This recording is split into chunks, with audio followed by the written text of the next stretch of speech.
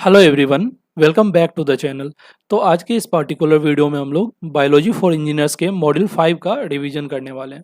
ठीक है, मॉड्यूल 1 से 4 का वीडियो ऑलरेडी हमारे चैनल पे अवेलेबल है, तो आप उसे जाके चेकआउट कर सकते हैं। ठीक है, इस वीडियो में हम लोग मॉड्यूल 5 मतलब कि एंजाइम्स का रिवीजन करने वाले हैं वन शॉट में।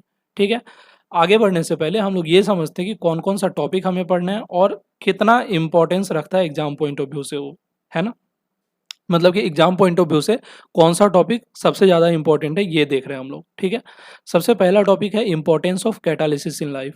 ठीक है, ये आपके नॉलेज के लिए अच्छा है लेकिन उतना इंपॉर्टेंट नहीं है एग्जाम पॉइंट ऑफ व्यू से। नेक्स्ट है एंजाइमोलॉजी, मतलब कि कौन से रिएक्शन में, है ना, एंजाइम यूज हो रहा है, कौन से में नहीं, ये कैसे पता करेंगे, है ना। तो ये भी आपके नॉलेज के लिए ज़रूरी है, एग्जाम पॉइंट ऑफ व्यू से उतना नहीं है। Factors affecting enzyme activity third topic है, ये एग्जाम में आने का चांसेस इसका है ना। तो आप इसको अच्छे से देखेंगे। नेक्स्ट है क्लासिफिकेशन ऑफ एंजाइम्स। ठीक है, इसके भी आने का चांसेस बहुत हाई है, मतलब कि इस मॉड्यूल से अगर कोई क्वेश्चन आता है तो क्लासिफिकेशन ऑफ एंजाइम पे आना लगभग तय होता है। ठीक है, तो आप इसको जरूर से देख के जाए और नोट करके जाए, मतलब एक दो बार आप जरूर से रिवाइज कर ले, कॉपी में लिख ले ताकि आपको याद रहे। ठीक है, नेक्स्ट है मैकेनिज्म ऑफ एंजाइम एक्शन। ठीक है, मतलब कि एंजाइम का एक्शन कैसे होता है, मतलब कैसे एंजाइम फंक्शन करता है ना, ये समझना है। तो इस पे भी शॉर्ट नोट्स लिखने को आ सकता है। ठीक है, तो ये वाला टॉपिक ज़्यादा इंपॉर्टेंट है, ये और ये। ठीक है, अभी तक के लिए। नेक्स्ट है enzyme kinetics and kinetics parameter. ठीक है, इस पे शॉर्ट नोट्स लिखने को आ सकता है। ठीक है, ये भी इंपॉर्टेंट है कहीं ना कहीं। नेक्स्ट है कि ये जो काइनेटिक्स पैरामीटर है ये इंपॉर्टेंट क्यों है, तो ये आपके नॉलेज के लिए इंपॉर्टेंट है। ठीक है, नेक्स्ट है आरएनए कैटालिसिस। ठीक है, आरएनए कैटालिसिस पे शॉर्ट नोट्स लिखने को आते हैं जनरली 9th नंबर क्वेश्चन में 7 मार्क्स का। ठीक है, तो मेनली 1 2 3 और ये फोर्थ टॉपिक है जो कि इस मॉड्यूल से ज़्यादा इंपॉर्टेंट है एग्जाम पॉइंट ऑफ व्यू से। ठीक है, तो आई होप कि आपको समझ में आया है कि कैसे आपको इस मॉड्यूल को अप्रोच करना है। ठीक है, अच्छा, आगे बढ़ने से पहले सबसे पहले हम लोग ये समझते हैं कि एंजाइम ये टर्म किनके द्वारा दिया गया था। तो ये टर्म विलहेल्म KUHNE विल्हेम कूने के द्वारा दिया गया था 1880s में। ठीक है, तो ये ऑब्जेक्टिव में आपसे पूछा जा सकता है कि एंजाइम टर्म किसके द्वारा दिया गया था, तो विलियम कूने के द्वारा दिया। अब चलिए हम लोग सबसे पहले अपने पहले टॉपिक की तरफ चलते हैं। सो हमारा फर्स्ट टॉपिक है the importance of catalysis in life, है ना। कैटालिसिस क्यों इंपॉर्टेंट है हमारे लाइफ में, तो यहाँ समझिए, enzymes are biological catalyst that speed up chemical reaction in living organism. मतलब कि लिविंग ऑर्गेनिज्म में जितना भी केमिकल रिएक्शन होता है उनको स्पीड अप करने में एंजाइम हेल्प करते हैं। इससे क्या समझते हैं, जैसे मान लीजिए हमारे बॉडी में डाइजेशन हो रहा है। ठीक है, तो हमारे बॉडी में जो भी डाइजेशन हो रहा है तो उसके लिए कोई ना कोई एंजाइम है अवेलेबल, जैसे कि प्रोटीन को तोड़ने के लिए पेप्टाइड है, उसी तरीके से हमारे स्टोमक के अंदर गैस्ट्रिक जूस है, और भी अलग अलग एंजाइम्स है जो कि क्या कर रहा है, अपना फंक्शन परफॉर्म कर रहा है। और वो सारे कहीं न कहीं एंजाइम्स है, वो क्या करते हैं, रिएक्शन के स्पीड को बढ़ाते हैं, मतलब कि हमारे डाइजेशन के प्रोसेस को फास्ट करते हैं। अगर मान लीजिए ये एंजाइम्स प्रेजेंट नहीं होंगे तो क्या होगा, उस केस में जैसे मान लीजिए कि हम खाना खाएँगे, ठीक है? और डाइजेशन में काफ़ी ज़्यादा टाइम लग जाए, 2, 3 या 4 दिन लग जाए, तो उस केस में क्या होगा, हमें 3-4 दिन तक एनर्जी ही नहीं मिलेगा, फिर तो हमारा बॉडी कोई काम ही नहीं कर पाएगा 3-4 दिन तक, है ना? तो इसीलिए हमारे बॉडी में एंजाइम्स का प्रेजेंट होना काफ़ी ज़रूरी है, ठीक है? आगे लिखा है without catalysis biochemical reaction would be too slow to sustain life. मैंने ये समझा ही दिया कि अगर कैटेलिसिस नहीं होगा तो हमारी लाइफ का सस्टेन होना ही बहुत मुश्किल हो जाएगा। ठीक है, नेक्स्ट है enzyme lowers the activation energy of reaction allowing them to proceed at a biological relevant rate. मतलब कि बेसिकली एंजाइम्स क्या करता है, एक्टिवेशन एनर्जी को कम कर देता है और रिएक्शन के स्पीड को बढ़ा देता है कहीं ना कहीं। अच्छा, ये एक्टिवेशन एनर्जी क्या है, ये वो एनर्जी है जिसको क्रॉस करके ही रिएक्शन हो पाएगा। ठीक है, अभी जस्ट थोड़े से आगे में हम लोग एक ग्राफ के हेल्प से समझेंगे कि एक्टिवेशन एनर्जी किसे बोलते हैं। ठीक है, इसके बाद में लिखा है life on earth depends on enzyme mediated metabolic pathways such as glycolysis, respiration and DNA replication. मतलब कि ग्लाइकोलाइसिस हो गया या रेस्पिरेशन हो गया या डीएनए रेप्लिकेशन हो गया, इन सारे में एंजाइम का कहीं ना कहीं ज़्यादा रोल है। और एक और बात समझ लीजिए, एंजाइम मतलब कि मोस्टली हम प्रोटीन को रेफर करते हैं, मतलब प्रोटीन के टूटना या फिर उससे ही रिलेटेड जितना भी ऑपरेशन है वो एंजाइम्स या एंजाइमोलॉजी में आता है। ठीक है, अच्छा, इसके अलावा भी कुछ रिएक्शन है जो आरएनए है, आरएनए कैटालिसिस है ना, वो बेसिकली न्यूक्लिक एसिड के अराउंड होता है, तो वो चीज़ अलग है। ठीक है, और बाकी सारा चीज़ कहीं ना कहीं प्रोटीन के अराउंड पूरा एंजाइम वर्क करता है कहीं ना कहीं हमारे बॉडी में, ठीक है। तो आपको ये पता होना चाहिए कि इस पूरे चैप्टर में हम लोग कहीं ना कहीं जो ज़्यादातर स्टडी करेंगे वो प्रोटीन के अराउंड करेंगे, बस लास्ट में जो आरएनए वाला सेक्शन है, ठीक है, वो वाला चीज़ इससे थोड़ा सा अलग है कहीं ना कहीं, ठीक है। अब हम लोग समझते हैं एक्टिवेशन एनर्जी क्या है। Activation energy is the energy barrier that reactants must overcome to transform into product. मतलब कि एनर्जी बैरियर मतलब कि मिनिमम एनर्जी है ना, मिनिमम एनर्जी एक्टिवेशन एनर्जी से ज़्यादा होना चाहिए तभी रिएक्शन हो पाएगा, ठीक है। जैसे ये जो फ्री एनर्जी है, फ्री एनर्जी को ही हम लोग एक्टिवेशन एनर्जी बोल सकते हैं, ठीक है। तो एक्टिवेशन एनर्जी आप देख रहे होंगे यहाँ से यहाँ तक है, तो ये एनर्जी बैरियर जब तक क्रॉस नहीं होगा तब तक हमारा प्रोडक्ट का फॉर्मेशन नहीं होगा। आप समझ गए होंगे मैं क्या कहना चाह रहा हूँ, ठीक है। और ये जो ग्राफ है ये कहीं ना कहीं अनकैटेलाइज्ड रिएक्शन का ग्राफ है, ठीक है। अनकैटेलाइज्ड रिएक्शन मतलब कि जिस रिएक्शन में कोई भी एंजाइम अवेलेबल नहीं है। तो जब एंजाइम अवेलेबल नहीं होगा तो जो भी रिएक्शन है वो बहुत धीमा होगा, और बहुत धीमा होगा इसका मतलब कि काफ़ी ज़्यादा टाइम लग जाएगा रिएक्शन को होने में, ठीक है। अब देखिए ये ग्राफ है कैटेलाइज्ड रिएक्शन का। कैटेलाइज्ड रिएक्शन मतलब कि यहाँ पे एंजाइम एक्ट कर रहे होंगे। तो एंजाइम जब एक्ट करेगा तो ये जो एक्टिवेशन एनर्जी जो पहले यहाँ तक था, मतलब कि एक्टिवेशन एनर्जी स्टार्टिंग में यहाँ तक था, अब एक्टिवेशन एनर्जी कम हो गया है, ठीक है। मतलब एक्टिवेशन एनर्जी वो एनर्जी बैरियर है जो ओवरकम करेगा तभी हमारा प्रोडक्ट बनेगा। तो एनर्जी बैरियर जब कम हो जाएगा तो मतलब प्रोडक्ट में कन्वर्जन ईजिली होगा या जल्दी होगा, ठीक है। मतलब बेसिकली एंजाइम क्या करता है, एंजाइम एक्टिवेशन एनर्जी को लोअरिंग कर देता है, मतलब कि लोअर कर देता है, जिसकी वजह से रिएक्टेंट का प्रोडक्ट में टूटना जल्दी हो जाता है, फास्ट हो जाता है, ठीक है। आई होप समझे होंगे आप कि एक्टिवेशन एनर्जी से हम क्या समझते हैं, ठीक है। इस ग्राफ को हम लोग एक ही ग्राफ में भी दिखा सकते हैं। जैसे मान लीजिए कि जो एंजाइम कैटेलाइज्ड रिएक्शन है, ठीक है, सॉरी जो इनिशियल रिएक्शन है वो कुछ इस तरीके का है, मतलब कि जब विदाउट एंजाइम है, ठीक है। और जब एंजाइम आ गया तो रिएक्टेंट तो इतना ही है, लेकिन ये जो एक्टिवेशन एनर्जी है वो कम हो गया और प्रोडक्ट फॉर्मेशन जल्दी होगा, ठीक है। ये अनकैटेलाइज्ड रिएक्शन है, अनकैटेलाइज्ड रिएक्शन, और ये कैटेलाइज्ड रिएक्शन है। इधर क्या होगा, एक्टिवेशन एनर्जी, और इधर क्या होगा, कितना जल्दी रिएक्शन होता है ना, रेट ऑफ रिएक्शन बोल सकते हैं, ठीक है, या फिर प्रोडक्ट फॉर्मेशन बोल सकते हैं इस वाले एक्स एक्सिस पे, ठीक है। तो आई होप कि ये चीज एक्टिवेशन एनर्जी का कंसेप्ट आपको समझ में आया होगा। नेक्स्ट है enzymes speed of chemical reaction by loading the activation energy. ये जस्ट मैंने आपको बताया, the amount of energy needed to start a reaction by binding to the substrate and facilitating the reaction through various mechanism includes stabilizing the transition state।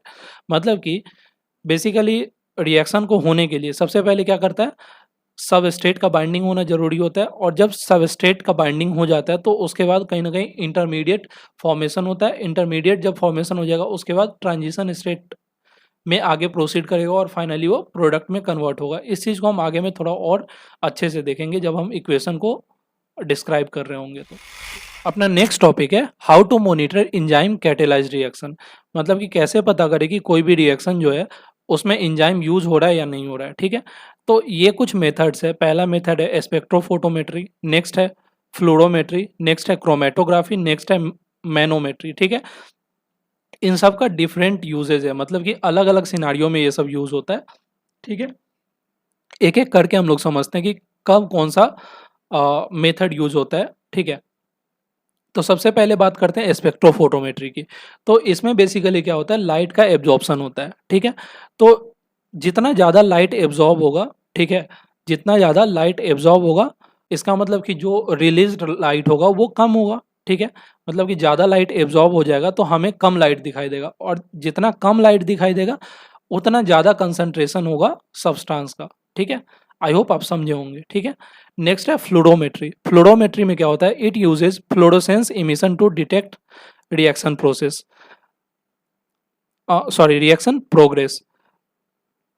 मतलब कि इसमें जितना ज़्यादा wavelength का लाइट है ना, जितना ज़्यादा वेवलेंथ का लाइट रिलीज होगा उतना ज़्यादा कंसंट्रेशन होगा कोई भी सब्सटेंस का, ठीक है। नेक्स्ट है chromatography. It separates reaction product and substrate. Basically chromatography में क्या होता है कि जो सबस्ट्रेट है, सबस्ट्रेट मतलब कि जिससे मिलके प्रोडक्ट बनता है, ठीक है। तो इन दोनों को ये क्रोमेटोग्राफी अलग करता है। तो ये कैसे होता है कि देखिए, सबसे पहले मोशन करवाया जाता है प्रोडक्ट का और सबस्ट्रेट का, ठीक है, और उस मोशन की वजह से जो सबस्ट्रेट है एक अलग रेट पे मूव करता है और प्रोडक्ट अलग रेट पे मूव करता है। तो वहाँ पे कहीं ना कहीं जो रेट ऑफ मूवमेंट होता है वो अलग अलग होता है। उसकी वजह से हम लोग प्रोडक्ट का कंसंट्रेशन मेजर कर पाते हैं और सबस्ट्रेट का कंसंट्रेशन मेजर कर पाते हैं, इन दोनों को अलग अलग करके, ठीक है। नेक्स्ट है manometry. Manometry basically human body या किसी भी मतलब कि लिविंग ऑर्गेनिज्म के बॉडी में यूज होता है। किस चीज़ के लिए? गैस के अमाउंट को मेजर करने के लिए, ठीक है। तो आप समझ सकते हैं कि ये डिफरेंट प्रोसेसेस है जो कि यूज होता है मॉनिटर करने के लिए एंजाइम कैटेलाइज्ड रिएक्शन को, ठीक है। मतलब कि जनरली ये कंसंट्रेशन मेजरिंग मेथड्स है कहीं ना कहीं, ठीक है। नेक्स्ट है फैक्टर्स अफेक्टिंग एंजाइम एक्टिविटी। मतलब कौन कौन से फैक्टर है जो कि एंजाइम के एक्टिविटी को अफेक्ट करते हैं। सबसे पहला सबस्ट्रेट कंसंट्रेशन, ठीक है। मतलब कि सबसे पहले समझिए कि सबस्ट्रेट का कंसंट्रेशन कैसे अफेक्ट करता है एंजाइम के एक्टिविटी का। तो कंसंट्रेशन जितना ज़्यादा होगा एंजाइम का एक्टिविटी उतना ज़्यादा होगा। लेकिन ध्यान दीजिएगा, जैसे मान लीजिए कि हमारे पास एक ऐसे करके ट्यूब है, ठीक है। यहाँ पे अपने पास बहुत सारा सबस्ट्रेट या फिर जो भी है, मतलब इस तरीके से बहुत सारा एंजाइम का वो साइट अवेलेबल है, ठीक है। तो यहाँ पे अलग अलग सबस्ट्रेट आएगा, 1 2 3 4 करके सबस्ट्रेट आएगा, ठीक है। अब मान लीजिए इनिशियली कम सबस्ट्रेट था, एक सबस्ट्रेट था, ठीक है। तो उस समय पे जो एंजाइम का एक्टिविटी होगा थोड़ा सा कम होगा, मतलब कि रेट ऑफ रिएक्शन थोड़ा सा कम होगा। लेकिन जैसे जैसे सबस्ट्रेट बढ़ेगा तो एंजाइम का एक्टिविटी बढ़ते जाएगा। लेकिन जब यहाँ पे जो सबस्ट्रेट का जो अमाउंट है वो तो मैक्सिमम 4 जा सकता है। तो जब 4 सबस्ट्रेट चला जाएगा, उसके बाद अगर हम 5 सबस्ट्रेट दे दें, 6 दे दें, 7 दे दें, तो उसके बाद भी एंजाइम की एक्टिविटी में ज़्यादा फ़र्क नहीं पड़ेगा। इसका मतलब सबस्ट्रेट के कंसंट्रेशन से एंजाइम का एक्टिविटी बढ़ेगा, लेकिन एक लेवल तक, मतलब कि जब मैक्सिमम कंसंट्रेशन ऑफ सबस्ट्रेट हो जाएगा उसके बाद एंजाइम का एक्टिविटी मतलब एक नॉर्मल रह जाएगा, मतलब कि मेंटेन रह जाएगा, ठीक है। इसको हम आगे में देखेंगे ग्राफ के हेल्प से, उस समय आपको ज़्यादा समझ में आएगा। नेक्स्ट है पीएच एंड टेम्परेचर, ठीक है। मतलब कोई भी एंजाइम स्पेसिफिक पीएच पे वर्क करता है या स्पेसिफिक टेम्परेचर पे वर्क करता है। मतलब कि कोई भी रैंडम टेम्परेचर नहीं होगा जिस पे एंजाइम वर्क करेगा। जैसे मान लीजिए हमारे बॉडी में जो भी एंजाइम्स है तो वो जनरली 37 डिग्री के आसपास, या है ना 37 टू 38 39 या फिर 35 तक वर्क करेंगे, इसी रेंज में वर्क करते हैं। लेकिन जैसे मान लीजिए आपका बॉडी टेम्परेचर ज़्यादा हो जाएगा, जैसे मान लीजिए फीवर होता है, फीवर लग जाता है तो बॉडी टेम्परेचर 38 से ज़्यादा हो जाता है, 39 हो जाता है, ऐसे करके कुछ हो जाता है, ठीक है।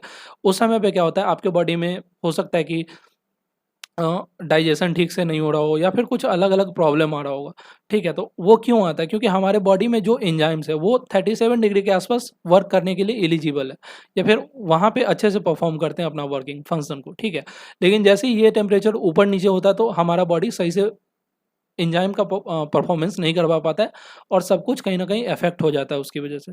सिमिलरली पीएच, जैसे मान लीजिए कि बहुत सारा एंजाइम है जो कि अलग-अलग पीएच पे वर्क करता है। अब मान लीजिए वो पीएच चेंज कर दिया जाए, जैसे मान लीजिए कि हमारे स्टोमक में जो पीएच होता है वो एसिडिक होता है जनरली, तो एसिडिक एनवायरनमेंट में कुछ-कुछ एंजाइम्स वर्क करते हैं।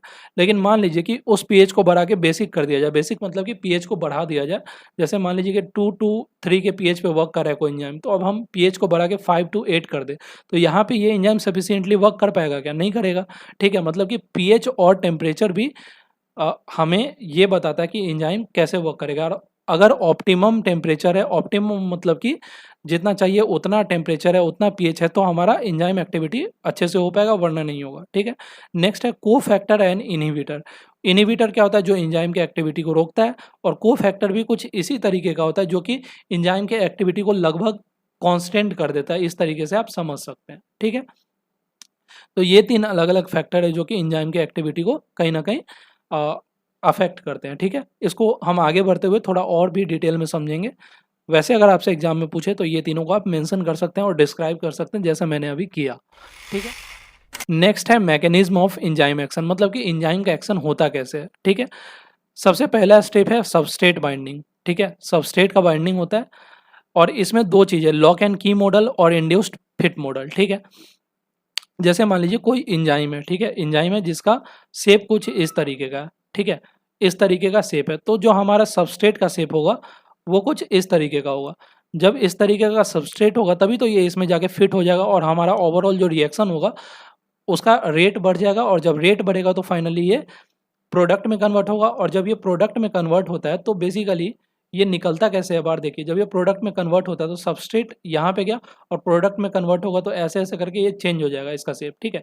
जब शेप चेंज हो जाएगा तो ये ऑब्वियसली बाहर निकल जाएगा और ये एंजाइम वापस से रिलीज हो जाएगा, ठीक है। इस तरीके से एंजाइम दोबारा से रिएक्शन में अवेलेबल हो गया, है ना, रिएक्शन को प्रोसीड करवाने के लिए आगे से, और प्रोडक्ट भी बना दिया कहीं ना कहीं, ठीक है। तो ये तो लॉक एंड की मॉडल है। और इंड्यूस्ड फिट मॉडल में क्या होता है, बेसिकली मान लीजिए कि कई बार सबस्ट्रेट का अलग अलग शेप हो सकता है, ठीक है। तो एंजाइम क्या करता है, एंजाइम उस हिसाब से, जैसे मान लीजिए इस शेप का सबस्ट्रेट है, ठीक है, तो एंजाइम का ये शेप था पहले, अब एंजाइम अपने आप के शेप को कहीं न कहीं ना थोड़ा-सा चेंज कर दिया, इस तरीके से कर दिया ताकि ये वाला सबस्ट्रेट इसमें फिट हो जाए, ठीक है। ये होता है इंड्यूस्ड फिट मॉडल, ठीक है। ये वाला मॉडल ज़्यादा इंपॉर्टेंट है या फिर ज़्यादा हेल्पफुल होता है, क्योंकि एंजाइम जब अपने शेप को चेंज कर लेगा तो कोई भी सबस्ट्रेट यहाँ पे आके अपना फंक्शन परफॉर्म करवा सकता है, ठीक है। तो पहला स्टेप था मैकेनिज्म ऑफ एंजाइम एक्शन में सबस्ट्रेट बाइंडिंग, तो ये आपको समझ में आया होगा। नेक्स्ट है कैटालिसिस। कैटालिसिस मतलब कि ट्रांजिशन स्टेट फॉर्मेशन या इंटरमीडिएट का फॉर्मेशन, यही होता है जो अलग अलग फॉर्मेशन होता है, यहाँ पे इंटरमीडिएट फॉर्मेशन हो गया कहीं ना कहीं, ठीक है। तो देखिए फिगर की हेल्प से हम लोग समझते हैं कैसे कैसे ये चीज़ हुआ। जैसे देखिए ये एंजाइम है, यहाँ पे एक्टिव साइट है, ये सबस्ट्रेट है, तो ये आके यहाँ पे लग जाएगा, देख रहे हैं आप, ठीक है। ये जब लगेगा तो फाइनली जब रिएक्शन हो जाएगा तो फाइनली ये प्रोडक्ट में अलग अलग कन्वर्ट हो जाएगा और फाइनली ये एंजाइम को वापस से छोड़ देगा और एंजाइम दोबारा से अवेलेबल हो जाएगा रिएक्शन को परफॉर्म करने के लिए, ठीक है। और प्रोडक्ट अलग अलग हमें मिल ही जाएगा, ठीक है। तो आई होप कि एंजाइम की एक्टिविटी को आप समझे होंगे। नेक्स्ट है product formation and release. The substrate is converted into the product, जो आपने पीछे देखा, the product has lower affinity to the enzyme, मतलब जब प्रोडक्ट बन जाता है तो वो एंजाइम से चिपक के रहने में उतना इंटरेस्टेड नहीं होता है, ठीक है। नेक्स्ट है एंजाइम रिकवरी। तो ऑब्वियसली जब ये प्रोडक्ट बाहर निकल जाएगा तो एंजाइम अपने आप रिकवर हो जाएगा, ठीक है। तो यही है मैकेनिज्म ऑफ एंजाइम एक्शन, ठीक है। सबसे पहले क्या होता है, सबस्ट्रेट का फॉर्मेशन, नेक्स्ट है इंटरमीडिएट का फॉर्मेशन, नेक्स्ट है प्रोडक्ट का रिलीज, ठीक है। उसके बाद है एंजाइम रिकवरी, ठीक है। तो ये मेनली 4 स्टेप है, ठीक है। आई होप यहाँ तक आप समझे होंगे। अब हम लोग एक दो एग्जाम्पल से समझते हैं कैसे कैसे वर्क करता है ये सब चीज़। सबसे पहला रिएक्शन है ग्लूकोज प्लस एटीपी। आपको भी पता है ग्लूकोज प्लस एटीपी मिलकर ग्लूकोज 6 फॉस्फेट देता है और साथ में एडिनोसाइन डाइफॉस्फेट रिलीज होता है, ठीक है। मैकेनिज्म में वही होगा, सबस्ट्रेट बाइंडिंग होगा, कैटालिसिस होगा, ठीक है, प्रोडक्ट फॉर्मेशन होगा और प्रोडक्ट रिलीज होगा, ठीक है। सिमिलरली दूसरा वाला एग्जाम्पल देखें तो यहाँ पे प्रोटीन प्लस H2O है, इसकी वजह से पेप्टाइड बनेगा, ठीक है। पेप्टाइड बनेगा और मैकेनिज्म ऑब्वियसली दोबारा सेम रहेगा, ठीक है। अच्छा यहाँ पे इंपॉर्टेंट क्या था, ये दोनों एग्जाम्पल इंपॉर्टेंट था। एग्जाम्पल मतलब कि प्रोटीन प्लस H2O मिलके पेप्टाइड देता है, ये इंपॉर्टेंट था।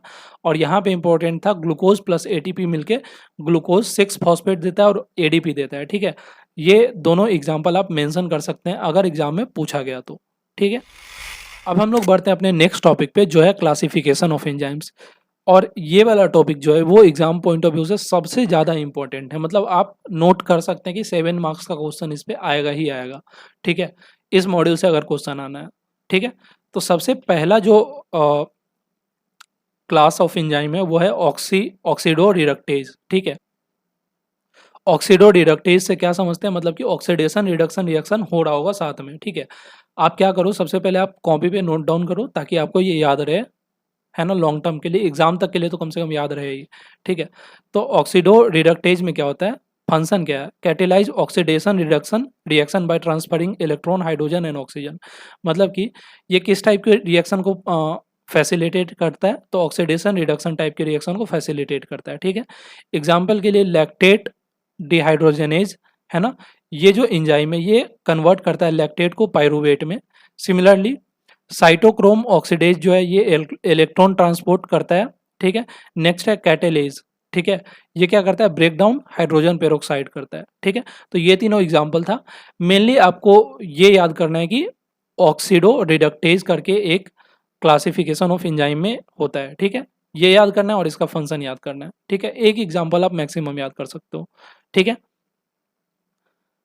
नेक्स्ट टाइप ऑफ एंजाइम है ट्रांसफरेज। ट्रांसफरेज क्या करता है, ये फंक्शनल ग्रुप को ट्रांसफर करता है, सच एज फॉस्फेट को, एमिनो को या मिथाइल ग्रुप को ये ट्रांसफर करता है अलग अलग मॉलिक्यूल्स के बीच में, ठीक है। एग्जाम्पल है हेक्सोकाइनेज, ठीक है। ये क्या करता है, transfers phosphate to glucose in glycolysis, मतलब कि फॉस्फेट ग्रुप को ट्रांसफर करने में हेल्प करता है हेक्सोकाइनेसिस में, ठीक है। नेक्स्ट है एमिनो ट्रांसफरेज, ठीक है, ये एमिनो ग्रुप को ट्रांसफर करता है। सिमिलरली डीएनए मिथाइल ट्रांसफरेज, ये मिथाइल ग्रुप को डीएनए से ऐड करने में हेल्प करता है। तो ट्रांसफरेज का आप समझे होंगे फंक्शन, ठीक है। नेक्स्ट है अपना हाइड्रोलिएज, ठीक है। हाइड्रोलिएज क्या करता है, breaks chemical bond by adding water, मतलब वाटर को ऐड करके केमिकल बॉन्ड को तोड़ता है, जो कि हेल्प करता है कि डाइजेशन में हेल्प करता है और मॉलिक्यूल के डिग्रेडेशन में हेल्प करता है, ठीक है। एग्जांपल देखिए, ट्रिप्सिन, लाइपेज, एनेमाइलेज। ट्रिप्सिन क्या करता है, प्रोटीन को पेप्टाइड में तोड़ने में हेल्प करता है और ये हाइड्रोलिएज टाइप के क्लास ऑफ एंजाइम में आता है, ठीक है।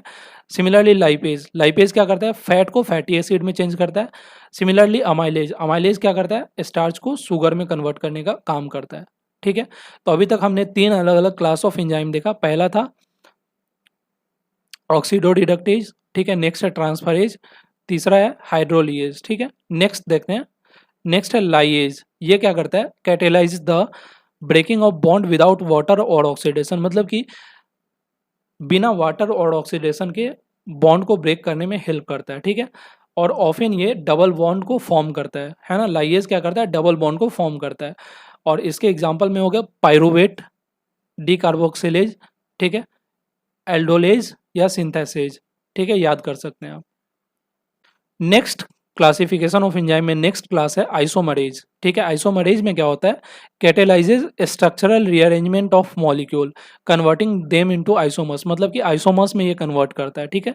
एग्जांपल देख सकते हैं, फोस्फोग्लूको आइसोमरेज, रेसिमेज और इपीमरेज, ठीक है। तो ये तीनों एग्जाम्पल हो गया। इपीमर याद होगा ना, 11th-12th में ऑर्गेनिक केमिस्ट्री में पढ़ते हैं। रेसमिक मिक्सर याद होगा, ठीक है। इस तरीके से आप याद कर सकते हैं।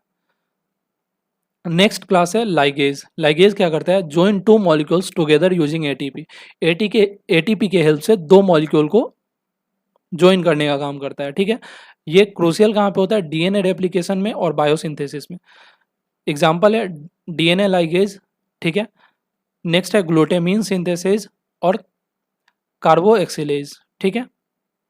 तो ये सारे एग्जाम्पल हो गए। अब हम लोग समरी देख लेते हैं कि कौन कौन से क्लासेस थे एंजाइम्स के। तो oxidoreductase, transferase, hydrolase, lyase, isomerase and ligase, ठीक है। ये 6 अलग अलग क्लासेस थे, ठीक है। उनका फंक्शन यहाँ पे है जो आपने जस्ट अभी देखा। एग्जाम्पल के लिए यहाँ पे आप देख सकते हो और एग्जाम्पल रिएक्शन आप यहाँ पे देख सकते हो। इस चीज़ का स्क्रीनशॉट ले लो और 2-3 बार लिख लो आप, ताकि आपको एग्जाम में याद रहे ये, ठीक है। आप समझ के चलिए कि ये क्वेश्चन आने का चांसेस 95% है, ठीक है। इसको पक्के से देख के जाइएगा।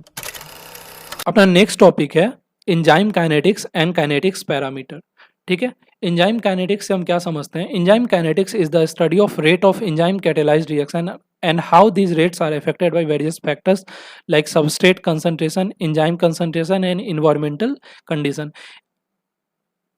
एंजाइम काइनेटिक्स में बेसिकली क्या करते हैं, हम लोग स्टडी करते हैं rate of enzyme catalysed reaction के बारे में, ठीक है। और मतलब कि एंजाइम का कैटेलिसिस जो हुआ, ठीक है, वो कैसे कैसे चेंज हो रहा है over the period of time on different factors, जैसे कि सबस्ट्रेट बढ़ाने पे, मतलब सबस्ट्रेट के कंसंट्रेशन पे एंजाइम का एक्टिविटी कैसे चेंज हो रहा है, एंजाइम के कंसंट्रेशन पे एंजाइम का एक्टिविटी कैसे चेंज हो रहा है, इन्वायरमेंटल कंडीशन पे एंजाइम का एक्टिविटी कैसे कैसे चेंज हो रहा है, ये सब हमें जानना है, ठीक है। नेक्स्ट है काइनेटिक पैरामीटर। काइनेटिक्स पैरामीटर में क्या क्या आता है, वी मैक्स आता है, केम आता है और के कैट आता है। इन सब के बारे में भी अभी हम देखेंगे, ठीक है। सबसे पहले समझिए कि सबस्ट्रेट कंसंट्रेशन से क्या होता है। देखिए, मैंने जस्ट अभी पीछे में बताया था कि जैसे जैसे सबस्ट्रेट का कंसंट्रेशन बढ़ेगा तो एंजाइम का एक्टिविटी भी बढ़ेगा, लेकिन सबस्ट्रेट का कंसंट्रेशन एक टाइम के बाद इनफ हो जाएगा जितना मतलब कि साइट अवेलेबल है एंजाइम में, ठीक है। जब उतना हो जाएगा तो उसके बाद फिर जो रिएक्शन है वो कहीं ना कहीं कांस्टेंट हो जाएगा, कंसिस्टेंट हो जाएगा, ठीक है। उसके बाद एंजाइम की कंसंट्रेशन की बात करोगे तो एंजाइम जितना ज़्यादा होगा रेट ऑफ रिएक्शन उतना ज़्यादा होगा, ठीक है। लेकिन ऐसा भी नहीं है कि बहुत ज़्यादा एंजाइम दे दोगे तो रेट ऑफ रिएक्शन उतना ज़्यादा होगा, ये भी डिपेंड करेगा कि सबस्ट्रेट कितना है। सबस्ट्रेट अगर जितने अमाउंट में, उतने ही अमाउंट में तो एंजाइम भी चाहिए होगा ना। नेक्स्ट है एनवायरमेंटल कंडीशन, तो इसमें पीएच और टेम्परेचर आता है। तो ऑप्टिमल पीएच और टेम्परेचर होगा तभी एंजाइम का एक्टिविटी अच्छे से होगा, नहीं तो नहीं हो पाएगा, ठीक है। एक एक करके हम लोग समझते हैं इसको डीप में। सबसे पहला चीज है how substrate concentration affect enzyme kinetics, मतलब कि सबस्ट्रेट के कंसंट्रेशन से कैसे कैसे अफेक्ट होता है एंजाइम काइनेटिक्स। तो देखिए जैसे जैसे इनिशियली सबस्ट्रेट का कंसंट्रेशन बढ़ता गया तो एंजाइम काइनेटिक्स का रेट भी बढ़ता गया, लेकिन एक टाइम के बाद ये जो रेट है वो कांस्टेंट हो गया। मतलब कि कब कांस्टेंट हुआ, जब सबस्ट्रेट का जब मैक्सिमम कंसंट्रेशन हो गया, कंसंट्रेशन जब सबस्ट्रेट का मैक्सिमम हो गया तो यहाँ पे क्या हुआ, हमारा रेट ऑफ जो एंजाइम का रिएक्शन है वो भी कहीं ना कहीं कांस्टेंट हो गया। इसको आप समझ सकते हैं यहाँ से, initially as the substrate concentration increases the reaction rate increases as well. ठीक है, मतलब जैसे जैसे सबस्ट्रेट बढ़ रहा है रिएक्शन रेट इंक्रीज कर रहा है। ठीक है, due to more substrate molecule available to bind the enzyme active site. Obvious सी बात है, however this increase is not linear, मतलब ये लीनियर नहीं है। ठीक है, as the substrate concentration continues to rise, मतलब कि सबस्ट्रेट जैसे जैसे बढ़ेगा rate of increase slows down and eventually the rate of reaction reaches a maximum velocity. मतलब कि एक टाइम के बाद जैसे जैसे कंसंट्रेशन बढ़ेगा तो ज़्यादा साइट अवेलेबल होगा। ठीक है, और वैसे वैसे वो साइट बाइंड होते जाएगा और धीरे धीरे रिएक्शन स्लो होता जाएगा। ठीक है, और एक टाइम आएगा जब मैक्सिमम रेट ऑफ रिएक्शन पहुंच जाएगा, जिसको हम वेलोसिटी मैक्सिमम बोल देंगे, और उसके बाद फर्दर वो रेट ऑफ रिएक्शन को नहीं बढ़ा सकता है। ठीक है, तो this saturation effect occurs because enzyme active site become fully occupied. मतलब कि जितना भी एक्टिव साइट था वो सबस्ट्रेट के द्वारा ऑलरेडी ऑक्यूपाई कर लिया जाएगा, तो फिर अब हम एक्स्ट्रा सबस्ट्रेट ला भी देंगे तो कुछ चेंज होने वाला नहीं है। ठीक है, तो मैक्सिमम वेलोसिटी जब अटेन हो जाएगा उसके बाद कुछ हो ही नहीं सकता है। ठीक है, आई होप कि ये चीज़ आपको समझ में आया होगा। नेक्स्ट है कि how enzyme concentration affect enzyme kinetics. तो जैसे जैसे हम एंजाइम बढ़ाएंगे वैसे वैसे रेट बढ़ेगा, लेकिन ऑब्वियसली ये डिपेंड करेगा कि कितना सबस्ट्रेट है वहाँ पे। ठीक है, नेक्स्ट है how environmental factors affect enzyme kinetics. तो मैंने बताया कि ऑप्टिमम टेम्परेचर और पीएच चाहिए होगा। ठीक है, टेम्परेचर अगर ज़्यादा हुआ तो फिर एंजाइम का एक्टिविटी कम हो जाएगा, या कम भी हुआ तब भी कम हो जाएगा, और पीएच भी ज़्यादा कम होगा तो फिर एक्टिविटी कम हो जाएगा। तो पीएच जितना चाहिए उस एंजाइम को वर्क करने के लिए उतना ही पीएच पे वो काम करेगा। ठीक है, इनहिबिटर्स क्या करता है, एंजाइम की एक्टिविटी को कम करता है। एक्सिबिटर्स क्या करता है, इंक्रीज करता है कहीं ना कहीं। ठीक है, नेक्स्ट है माइकेलिक्स मेंटन काइनेटिक्स। ठीक है, ये भी इंपॉर्टेंट है, कई बार पूछ लेते हैं। तो इनका एजम्पशन क्या क्या है, formation of ES complex is rapid and reversible. ES क्या है, ई से इंजाइम, एस क्या सबस्ट्रेट। ठीक है, इंजाइम सबस्ट्रेट मिलके इंजाइम सबस्ट्रेट इंटरमीडिएट बनाते हैं, और जो कि फाइनली इंजाइम और प्रोडक्ट में कन्वर्ट हो जाता है। ठीक है, इंजाइम और सबस्ट्रेट स्टार्टिंग में मिला और इंजाइम सबस्ट्रेट का एक वो बनाया, जैसे कि मान लीजिए ये इंजाइम है। ठीक है, और यहाँ पे ये वाला सबस्ट्रेट आया, ये मिल गया यहाँ पे, तो ये इंजाइम सबस्ट्रेट बनेगा कहीं ना कहीं। ठीक है, यहाँ पे बन जाएगा, और फाइनली ये इंजाइम और प्रोडक्ट अलग अलग हो जाएगा, मतलब इंजाइम अलग हो जाएगा, प्रोडक्ट अलग हो जाएगा। तो इस तरीके से ये काम करता है। यहाँ पे इंजम्पशन क्या क्या था माइकलिस मेंटन काइनेटिक्स का, formation of ES complex is rapid and reversible. मतलब ये जो प्रोसेस है ये रैपिड है, मतलब बहुत जल्दी होगा, और रिवर्सिबल है, मतलब कि इंटरकन्वर्टिबल है। The breakdown of ES to EP is rate limiting step, मतलब कि ये स्लोएस्ट स्टेप है रिएक्शन का। रेट लिमिटिंग मतलब कि वो स्टेप जो कि हमारे रेट ऑफ रिएक्शन को मेजर करने में हेल्प करता है, ये स्लोएस्ट स्टेप होता है। ठीक है, S greater than equal to E, मतलब कि एस का कंसंट्रेशन जब बहुत ज़्यादा होगा इंजाइम से, so the substrate concentration remains nearly constant, है ना। नेक्स्ट है the system is in steady state, मतलब जब ऐसा होगा तो सिस्टम स्टडी स्टेट में होगा, और differential of enzyme substrate upon D T is equal to zero के इक्वल होगा। ठीक है, तो आई होप कि माइकलिस मेंटन काइनेटिक्स आपको समझ में आया होगा। ठीक है, नेक्स्ट है रेट इक्वेशन। रेट इक्वेशन में क्या है, v is equal to V max by K M plus H, sorry plus S. ठीक है, v क्या है, इनिशियल रिएक्शन वेलोसिटी, ये क्या है, initial reaction velocity. v max क्या है, जो मैक्सिमम वेलोसिटी आया है जब सैचुरेशन स्टेट आ गया है तो। ठीक है, ये है v मैक्स। ठीक है, जो मैक्सिमम वेलोसिटी आ रहा है। ठीक है, इसके बाद है के एम क्या है, माइकलिस कांस्टेंट। ठीक है, माइकलिस कांस्टेंट क्या है, वी मैक्स बाई टू। समझिएगा इसको ध्यान से, ये क्या है, यहाँ पे के एम आता है। के एम क्या है, के एम कहीं ना कहीं कंसंट्रेशन ऑफ प्रोडक्ट है। ठीक है, और ये कौन सा कंसंट्रेशन है, जब वेलोसिटी मैक्स बाई टू, मतलब कि मैक्सिमम वेलोसिटी का हाफ होगा उस टाइम पे जो कंसंट्रेशन होगा उसी को हम लोग के एम बोलते हैं। ध्यान से सुनिएगा, मैक्सिमम वेलोसिटी के हाफ पे जो कंसंट्रेशन होगा उसी को हम लोग के एम बोलते हैं। ठीक है। तो ये Km है और S क्या है, सबस्ट्रेट का कंसंट्रेशन, मतलब कि इनिशियल रिएक्शन वेलोसिटी जो होगा वो Vmax बाई Km करके आएगा। Vmax क्या है, वेलोसिटी मैक्सिमम, और Km क्या है, कंसंट्रेशन ऑफ सबस्ट्रेट। ठीक है। अब हम लोग काइनेटिक्स पैरामीटर को समराइज कर लेते हैं। ठीक है। Vmax से क्या पता चलता है, occurs when enzyme is saturated with substrate, मतलब कि जब सबस्ट्रेट मैक्सिमम हो जाएगा उस टाइम पे Vmax अकर होता है। ऑब्वियसली आपने पीछे ग्राफ में देखा। ठीक है। नेक्स्ट Km क्या है, Km बेसिकली क्या है, Vmax बाई 2, मतलब मैक्सिमम वेलोसिटी बाई 2 पे जो कंसंट्रेशन ऑफ सबस्ट्रेट होगा उसी को हम लोग Km बोलते हैं। ठीक है। और ये माइकलिस कांस्टेंट भी इसको बोला जाता है। Kcat क्या है, number of substrate molecule converted to product per enzyme per second, मतलब कि जितना सबस्ट्रेट मॉलिक्यूल प्रोडक्ट में कन्वर्ट होगा पर एंजाइम पर सेकेंड उसी को हम लोग Kcat बोलेंगे। ठीक है। और ये आता है टर्नओवर नंबर में, मतलब कि is equal to turnover number is equal to Vmax by ET। ठीक है। और इसका यूनिट हो जाएगा 1/टाइम। ठीक है। नेक्स्ट है कैटेलिटिक इफिशियंसी। कैटेलिटिक इफिशियंसी कैसे आता है, Kcat अपॉन Km। ठीक है। तो जितना ज़्यादा अपना एंजाइमेटिक एक्टिविटी होगा उतना ज़्यादा इफिशियंसी हो जाएगा कहीं ना कहीं। सबसे लास्ट टॉपिक पे आते हैं, ये है आरएनए कैटेलिसिस। तो इससे पहले हमने जितना कुछ पढ़ा वो सब कहीं ना कहीं जो भी एंजाइम का एक्टिविटी होता था वो सब प्रोटीन के अराउंड होता था, और ये जो आरएनए कैटेलिसिस है ये कहीं ना कहीं न्यूक्लिक एसिड के अराउंड होगा। ठीक है। वो सब प्रोटीन के अराउंड था और ये जो एक्टिविटी है ये न्यूक्लिक एसिड के अराउंड है। तो समझिए, RNA catalysis refers to the ability of RNA certain RNA molecule to act as biological catalyst performing enzymatic function without protein, मतलब कि प्रोटीन के नहीं रहते हुए भी कैटेलिटिक एक्टिविटी आरएनए जब प्रोड्यूस करता है, आरएनए नहीं मतलब बेसिकली राइबोसोम जब एंजाइमेटिक एक्टिविटी करता है तो उसी को हम लोग आरएनए कैटेलिसिस बोलते हैं। अब ये राइबोसोम क्या है, ribosome is a catalytic RNA molecule. ठीक है। नेक्स्ट है it function similarly to protein enzymes. ठीक है। प्रोटीन का इंजाइम जैसे जैसे वर्क करता है सिमिलरली ये भी राइबोसोम भी काम करता है, ये एक्सेलरेट करता है केमिकल रिएक्शन को सिमिलरली। ठीक है। कैटेलाइजेज फॉस्फोडाइएस्टर बॉन्ड क्लीवेज और फॉर्मेशन, मतलब कि राइबोसोम क्या करता है, फॉस्फोडाइएस्टर बॉन्ड को तोड़ता है। ठीक है। और कुछ राइबोसोम पेप्टाइड बॉन्ड को भी तोड़ता है। ठीक है। तो आरएनए कैटेलिसिस पे अगर नोट्स लिखने को है तो आप क्या बोलेंगे, आरएनए कैटेलिसिस प्रोटीन के ना रहते हुए भी एंजाइम वाला फंक्शन परफॉर्म करता है। ठीक है। और ये मेनली फॉस्फोडाइएस्टर बॉन्ड को तोड़ने में हेल्प करता है और उसके अलावा पेप्टाइड बॉन्ड को भी तोड़ने में कहीं ना कहीं हेल्प करता है। ठीक है। इसके बाद हम लोग समझते हैं मैकेनिज्म ऑफ आरएनए कैटेलिसिस। ठीक है।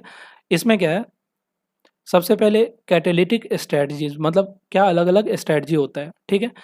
General acid base catalysis, acid base catalysis में कि एसिड और बेस साथ में मिलकर कैटेलिसिस करेंगे, मतलब कि रिएक्शन के स्पीड को बढ़ाएंगे। ठीक है। इसमें फंक्शनल ग्रुप OH हेल्प करेगा, मतलब कि इंजाइमेटिक एक्टिविटी करवाने में। सिमिलरली मेटन आयन कैटेलिसिस, मतलब कि Mg2+, Mn2+, इस टाइप का जो आयंस होगा वो हेल्प करेगा क्या करने में, इंजाइमेटिक एक्टिविटी को परफॉर्म करने में।